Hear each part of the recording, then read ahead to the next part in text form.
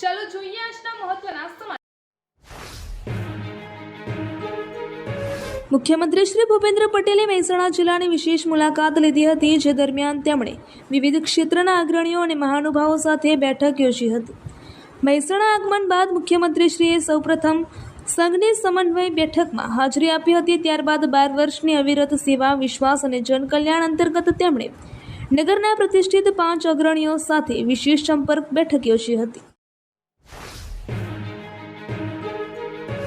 મહેસાણા શહેરમાં મોઢેરા ચોકડીથી પૂજન કોમ્પ્લેક્સ સુધીનો મોઢેરા રોડ હાલમાં વાહન ચાલકો માટે કસોટી સમાન બની ગયો છે।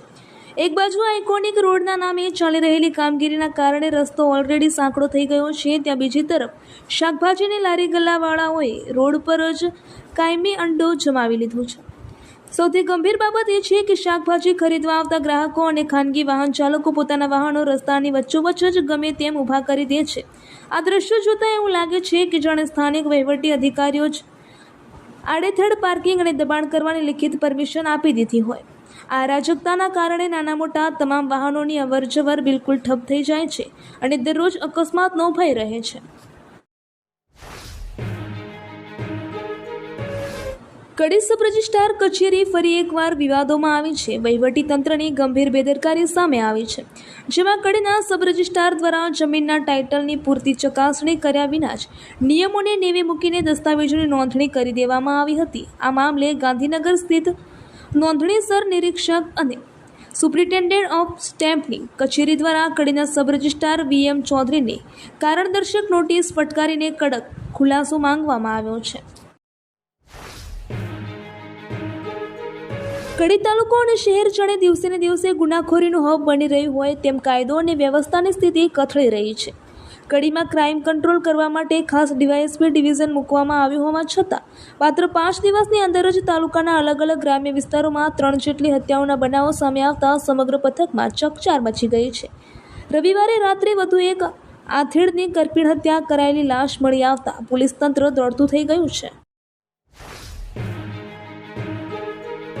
ગુજરાતમાં ખેડૂતોના વિવિધ પ્રશ્નોને લઈને આંદોલન તેજ બન્યું છે। વીજ લાઇનોના પોલના યોગ્ય વળતર, જમીન ભાડું, પાકના પોષણક્ષમ ભાવ, લઘુત્તમ ટેકાના ભાવની ગેરંટી અને વધતા ખેતી ખર્ચના મુદ્દે રાજ્યવ્યાપી ટ્રેક્ટર કૂચનું આયોજન કરાયું છે।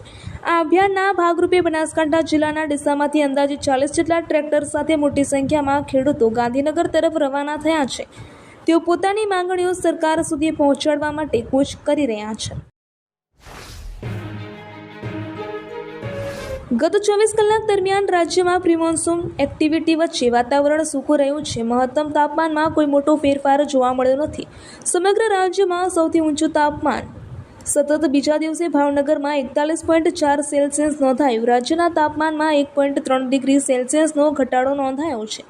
હવામાન વિભાગના જણાવ્યા અનુસાર હાલમાં નૈઋત્યનું ચોમાસું મહારાષ્ટ્ર, કર્ણાટક અને તેલંગાણામાં વધુ ભાગો તરફ આગળ વધવા માટે સાનુકૂળ પરિસ્થિતિ ધરાવે છે। જોકે ગુજરાતમાં આગામી 7 દિવસ દરમિયાન તાપમાનમાં કોઈ મોટો ફેરફાર થવાની સંભાવના નથી। રાહતના સમાચાર એ છે કે આગામી દિવસોમાં દક્ષિણ ગુજરાત અને સૌરાષ્ટ્રના કેટલાક જિલ્લાઓમાં હળવા વરસાદની શક્યતા છે। ખેડૂતોના અધિકારો માટે આજે 15 જૂનના રોજ કોંગ્રેસ દ્વારા 1111 ટ્રેક્ટર સાથે અમદાવાદના શાંતિપુરા ચોકડીથી ગાંધીનગર સુધી કિસાન અધિકાર યાત્રા યોજી રહ્યું છે। આ રેલીમાં અંદાજે 20થી વધુ ખેડૂત સંગઠનો જોડાયા છે। કોંગ્રેસે કાયદાઓને બાજુમાં મૂકી ખેડૂતોની જમીન હડપ કરાઈ રહી હોવાનો દાવો કર્યો છે। આ પ્રકારની કુલ 5 માંગણીઓ સરકાર સમક્ષ કરવામાં આવશે। વડોદરા નજીક ફાઝલપુર પાસે આવેલી મહીસાગર નદીના બ્રિજ પર પત્ની સાથેના ઘરેલું કકળાટથી કંટાળીને આપઘાત કરવા પહોંચેલા એક 26 વર્ષીય યુવકને નાંદેસરી પોલીસે સમયસૂચકતા વાપરીને મોતના મુખમાંથી ઉગારી લીધો છે।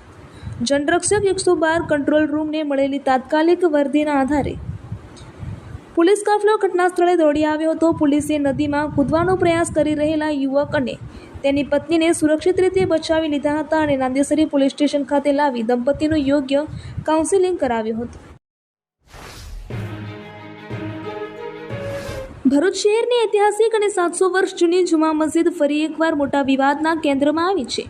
જુમા મસ્જિદના વર્ષોથી બંધ ભોયરામાંથી જૈન તીર્થકર ભગવાન મલ્લીનાથ અને હિન્દુ દેવી દેવતાઓની પ્રાચીન મૂર્તિઓ મળી આવી હોવાનો દાવો કરતો 4 માર્ચનો એક વિડીયો સોશિયલ મીડિયા પર વાયરલ થતાં ભારે ચકચાર મચી છે.